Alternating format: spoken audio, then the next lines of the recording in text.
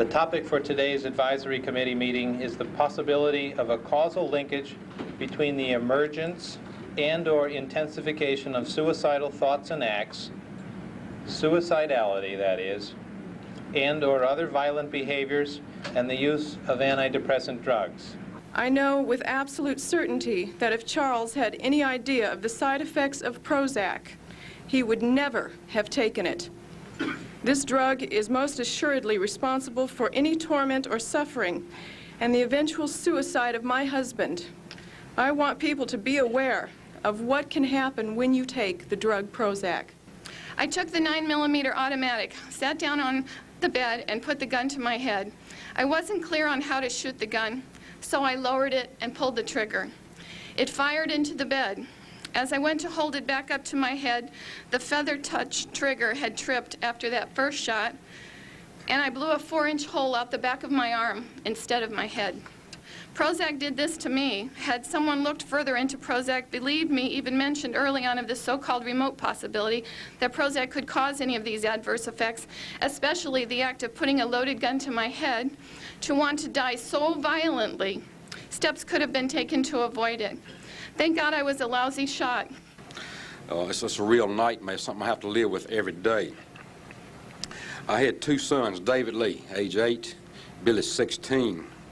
The wife, 20 years, all gone. I'll tell you why. After being on Prozac for 21 days, my wife shot and killed both of these 2 boys right here. She turned the gun to herself and shot herself twice. Now she's in jail for murder. One woman earlier spoke of nearly committing suicide in front of her children.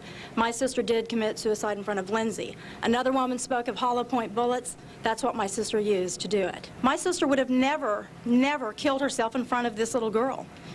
She would have never done that. Prozac induced her to do that. I'm against Prozac because it killed my father. Unfortunately, with my dad, we didn't have time to notice too many changes, except that he became withdrawn and agitated. But by that time, it was too late. He got up at 9 o'clock in the morning, took a 12-inch butcher knife out of the kitchen drawer and stabbed himself violently in the abdomen once, and then proceeded to do it twice. My father died when I was 16. I was date raped when I was 14. I was date raped again when I was 18. I obviously had a lot on my mind. So they told me Prozac was the quick fix. I tried to kill myself twice. I was unsuccessful both times, and I thank God I am alive today. I stand before you because I want you to be aware of what is going on in real, live people. If one of you will simply listen to what I have to say and bring life, or at least give somebody the chance, a future unsuspecting victim, the chance to have a life. And I thank you, and I hope that you heard what I said. I was totally out of control. My friends were aghast at my deteriorating mental state, but were afraid to speak to me about it because of my agitated state of mind. During this time, it is a miracle I did not harm myself or others. I had become a menace to society, and the FDA is allowing this to happen. I want to know why. How many more people are going to be killed and maimed before you do something? You have the power to change things. You have the power to listen to what we say and investigate what we say.